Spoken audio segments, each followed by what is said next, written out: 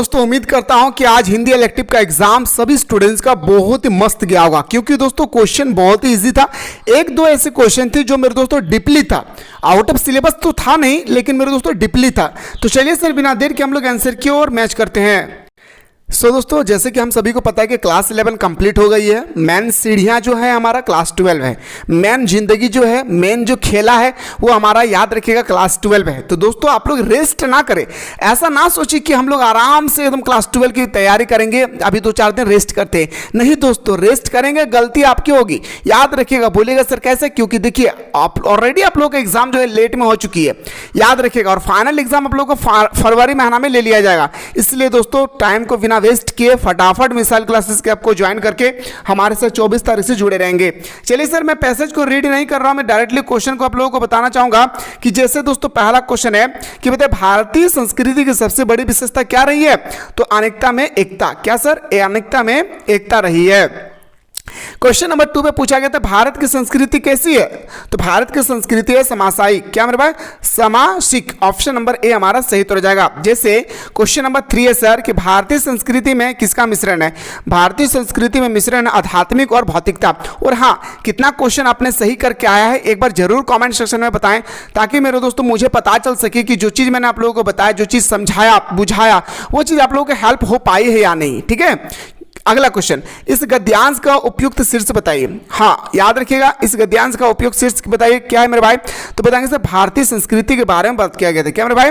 भारतीय संस्कृति के बारे में बात किया गया। तो दोस्तों किसी को भी स्टूडेंट्स को क्लास 12 का कोर्स ज्वाइन करना है तो इस नंबर पर डायरेक्ट कॉल कीजिएगा 9798453896। इस नंबर पर डायरेक्टली कॉल करके आप हमसे बातचीत कर सकते हैं। जैसे दोस्तों आपके सामने एक स्टेटमेंट दिया था, मैंने आप लोगों को कहा था 2 स्टेटमेंट हो गया, एक ईजी होगा और एक आप लोगों का बुक से उठाकर दिए होंगे। ठीक है, जैसे दोस्तों कहा गया, बहुत ही सुंदर क्वेश्चन और मस्ट क्वेश्चन है मेरे भाई। पहला ही देखिए कितना सुंदर कहा गया मेरे भाई कि याद रखिएगा कि निज, आपसे पूछा कि नीरजा का अधिकार किसको होना चाहिए?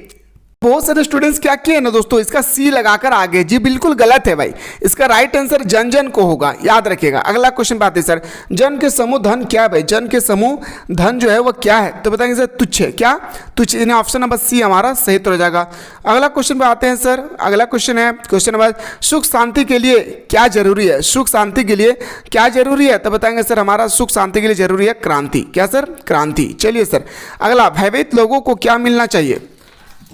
जो भयभीत लोग हैं मेरे भाई उसे क्या मिलना चाहिए? बहुत ही सिंपल क्वेश्चन है और दोस्तों इसी तरह से आपके पेपर में ना क्वेश्चन आएगी। ठीक है, आभाव मिलना चाहिए। क्या सर? आभाव। यानी ऑप्शन नंबर हमारा अभय, ऑप्शन नंबर हमारा बी हमारा सही तो हो जाएगा। जैसे कि क्वेश्चन नंबर 9 है सर, क्वेश्चन नंबर आलेख लेखन की भाषा कैसी होनी चाहिए? मैंने आप लोगों को बताया था सर, आज ही क्लास में बताया था, सरल हो, सरस हो, सुगम हो। यानी ऑप्शन नंबर हमारा क्या जाएगा सर? डी। जिसने भी लगाया उसका आंसर बिल्कुल सही है। क्वेश्चन नेक्स्ट, निम्नलिखित में से कौन फीचर लेखन का चरण नहीं है? दोस्तों मैंने आप लोगों को बताया था फीचर लेखन का चरण कौन है, मैं ये बताया था आप लोगों को कि शीर्षक है, आमुख है, समापन है। पर मेरे दोस्तों याद रखिएगा मैंने क्या बताया था, चरण उत्कर्षण था नहीं। तो ऑप्शन नंबर बी हमारा सही उत्तर हो जाएगी। बहुत सारे स्टूडेंट्स ने इसको गलत करके आए भाई।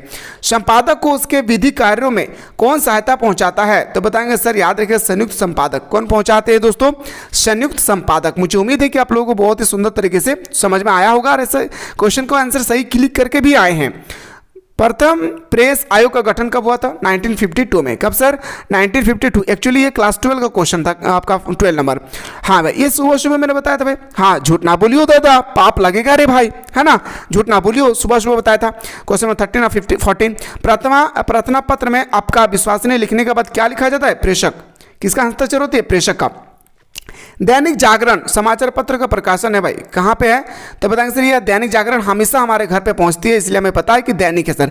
मासिक दोस्तों 15-30 दिन बाद सर एक बात मैंने बताया था कि अगर पाक्षिक पूछा जाता तो 15 दिन में एक बार आता है। समाचार पत्र की आय प्रमुख स्रोत है। अच्छा, समाचार पत्र का जो प्रमुख आय स्रोत है ना, वह समाचार पत्र की बिक्री भी है और विज्ञापन भी है। यानी दोस्तों ताकि लोगों को पता चलेगा ना कि क्या चल रहा है, एडवर्टाइजमेंट ऑफिस, है ना। अगले क्वेश्चन नंबर 17, सूचनाओं को संकलन कर संपादक तक पहुंचाने की जिम्मेदारी किसको होती है?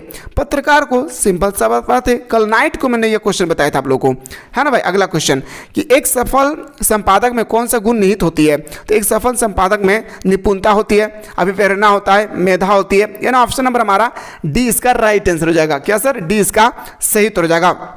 जैसे कि सामने आपके सामने दोस्तों एक फिर से पैसेज है। पैसेज को आपने बहुत ही सुंदर तरीके से, बहुत ही तगड़ा तरीके से स्टडी किए होंगे। उम्मीद करियो मेरे भाई हमारे बहन की तो मेरे बतवा बुझल पा रही। क्वेश्चन है सर, बहुत ही तगड़ा क्वेश्चन है। क्वेश्चन है सर, पहला क्वेश्चन कि मनुष्य दिन दिन तक बढ़ते जाते हैं, यह किससे पता चलता है? दिन दिन तक बढ़ते जाते हैं ये पता चलता है देखने से। किससे मेरे भाई? देखने से। क्वेश्चन नेक्स्ट 20 नंबर सर, भारतीयों को क्या जोड़ने का लेखक कहता है? भारतीय को लेखक जोड़ने को कहता है क्या? आलस्य। छोड़ने को कहता है क्या? आलस्य। Question number next. आइए सर, इस पाठ के लेखक कौन है सर? ये क्वेश्चन का आंसर मुझे नहीं पता मेरे भाई, आप लोग देख लेंगे, ठीक है। अगला क्वेश्चन, अगर इस बार पीछे पड़े तो कहाँ जाएंगे? तो बताएंगे सर रसातल जाएंगे। कहाँ सर? रसातल। क्वेश्चन नंबर नेक्स्ट, आपके सामने एक छोटा सा स्टेटमेंट था और ये स्टेटमेंट आपके बुक का स्टेटमेंट है भाई। इसी तरह से क्लास 12 में भी स्टेटमेंट होगी भाई। कहाँ के बनियों से बचना चाहता है? कहाँ के बनियों से बनना चाहता है? तो बताएंगे सर शहरी से। क्या दोस्तों? शहरी हमारा सही तो हो जाएगा। जैसे क्वेश्चन नंबर 24 पे आते हैं, जीवन की उन्नति को क्या रोक दिए है? जीवन की उन्नति को क्या रोक दिया है? सब साधन। ऑप्शन बी, ए इसका राइट आंसर होगा। कितना सही करके आए जरूर बताइएगा। किसका वितरण समान रूप से होना चाहिए? तो बताएंगे सर, याद रखिएगा वितरण जो होगी वो हमारा आय और व्यय का। किसका मेरे भाई? आय और व्यय का। गांव के सब लोग किसके बारे में सोच रहा है? गांव के सब लोग अपने अपने सोच रहा है। किसके बारे में? अपना अपना। बिल्कुल भाई, दुनिया का दस्तूर है, आज कोई किसी के बारे में नहीं सोचता है। मानसरोवर के कुल कितने भाग है सर? याद रखिएगा, ये क्वेश्चन मैंने आप लोगों को नहीं बताया, बस इतना याद रखिएगा प्रेमचंद के उपन्यास है भाई मानसरोवर। ऑप्शन नंबर डी इसका राइट आंसर होगा। दोपहर भोजन के लेखक कौन है? बाबू रे बताए थे ना, दोपहर का अमरकांत है ना।